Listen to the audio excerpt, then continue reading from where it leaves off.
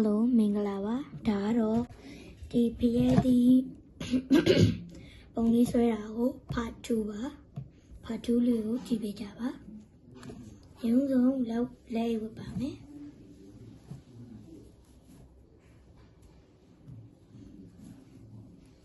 ဒီလိုပါ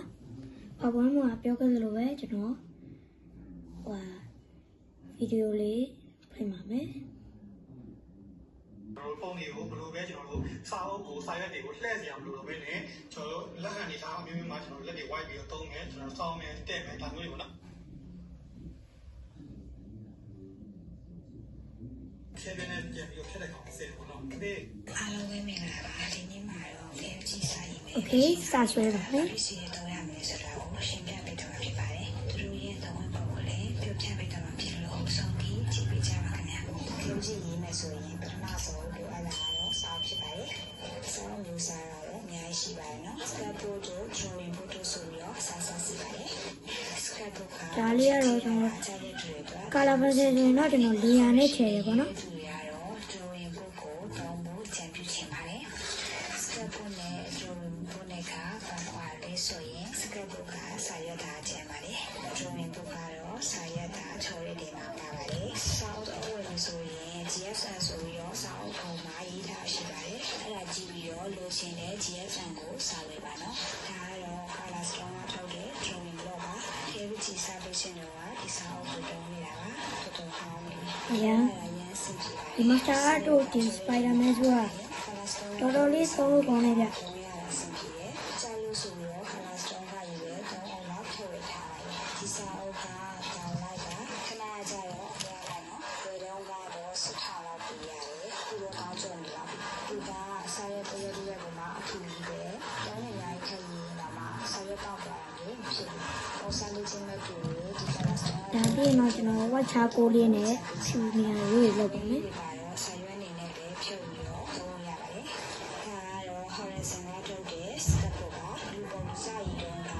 ဒီ scaffold နဲ့ရေးခဲ့တာပေါ့နော်။ scaffold ဆိုတဲ့အတိုင်းအကျန်းခံပါတယ်။ဒီက200 GSM ပါ200 GSM ကအစာရွက်သားကျန်းပါတယ်။ပုံချမ်းချစ်ဖို့အတွက်စင်ပြေပါတယ်။ဒီပုံစိုက်ပါနော်။တခြားစာရွက်လိုချင်ရင်လည်းဆိုင်မှာမေးလို့ရပါတယ်။စာရွက်ပါလေးတွေလည်းပို့ပါပါတယ်။တရွက်တော့မဟုတ်ဘူးပေါ့နော်။ပုံတော့ရင်းရပါလို့ဂျီရဲ့ပုံတွေမကြည့်ကြအောင်လို့ပို့ထည့်ပေးထားတဲ့ပုံတွေဖြစ်မယ်။စာရွက်အောက်ကဒီနားမှာကျန်နေတဲ့ဟာလေးတွေကိုကျွန်တော်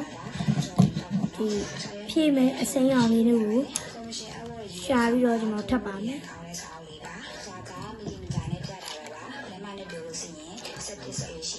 before ဆိုင်ပါနော်သူက200 GSM ဆိုပေမဲ့ scrapbook လိုမျိုးစာရွက်တမ်းကျန်ပါဘူးချိုးရတဲ့မှာလည်းမပါပါဘူးတော့ပြန်လာပါပဲ size ဆုံးမှာလို့ရပါတယ်ဒီစီတက်လေးရှိပါတယ်နော်ဒါကတော့ခဲနဲ့ color message အတွက်သုံးလို့အဆင်ပြေပါတယ်နောက်ထပ်ဆိုလို့ကတော့ခဲနဲ့ပြပါတယ်ခဲနဲ့မှာဆိုရင်ဒီလို color စိတ်တွေအများကြီးရှိပါတယ်အဲဒီခါမှာကျွန်တော်တို့စိတ်ကတော့ခဲဒီလိုတုံးရရဲ့လက်စွဲတော့ step ပါဒီနားနည်းနည်းလေးဖွာနေတဲ့ဟာလေးတွေကျွန်တော်ဒီလက်အိတ်ကြောင်လည်းပါတယ်ပေါ့နော်ဒီနားလေးမှာမဲနေတယ်အဲ့လေးကို electric eraser လေးနဲ့ဖြတ်ပါမယ်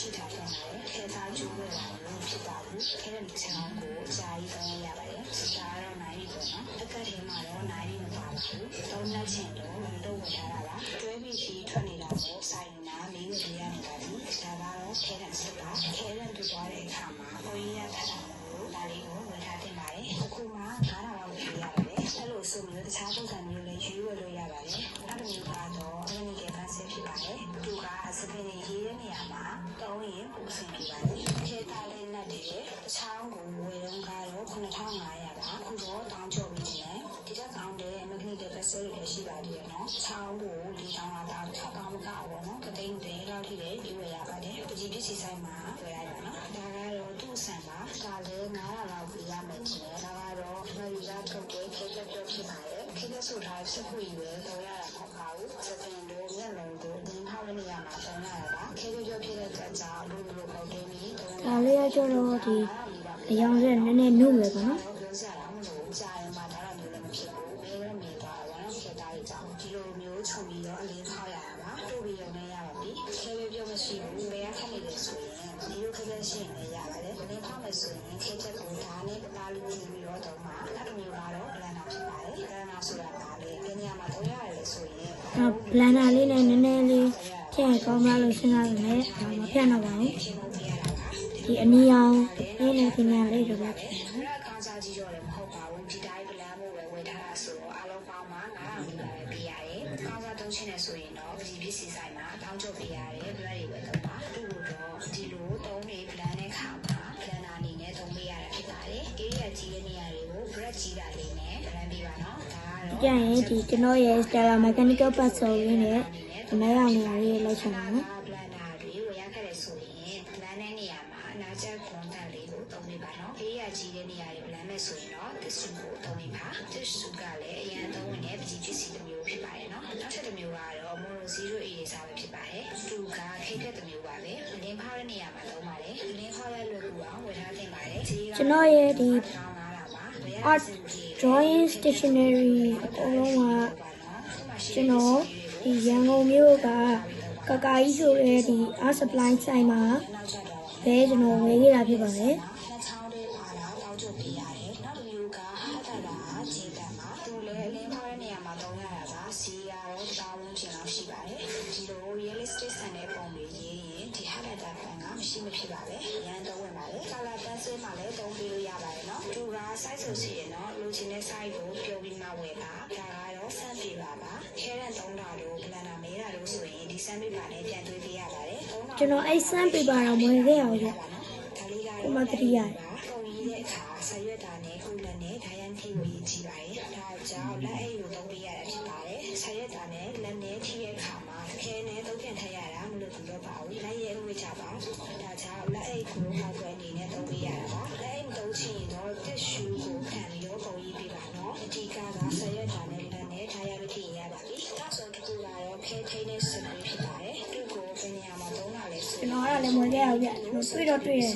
အဲ့ပဲကျွန်တော်မမေးဘဲနဲ့မဝယ်ခဲ့တာပြပြမယ် ပေးလိုက်ခြင်းကြောင့်ကိုယ့်ရဲ့ပစီကားကနှစ်တွေကြာရင် တော့ရောင်းမှလည်းမဟုတ်သေးဘူးရောင်းလို့ရောင်းမယ်လို့ဆိုတာရတယ်က